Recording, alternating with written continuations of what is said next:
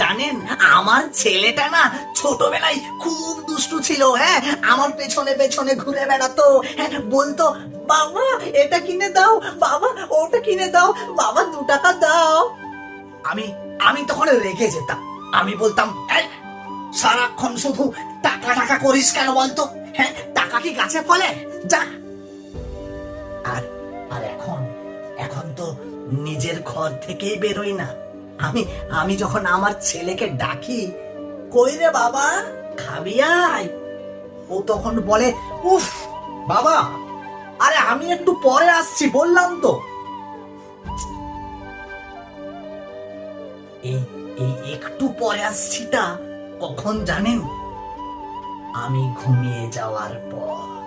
মাঝে মাঝে ইচ্ছে করে আবার ওকে ছোট করে দিই, আবার যেন এসে আমাকে বলে, বাবা আজকে বিকেল বেলায় আমাকে নিয়ে ঘুরতে যাবে।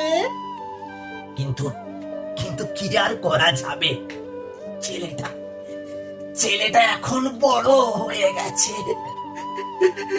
আমি বোধহয় এখনো ছেলেটাকে সেই ছোট্ট ছেলেটাই ভাবি। বাবা, আমার 100 টাকা লাগবে। হ্যাঁ, টেবিলের উপর টেবিলের উপরে আছে, নিয়ে নে।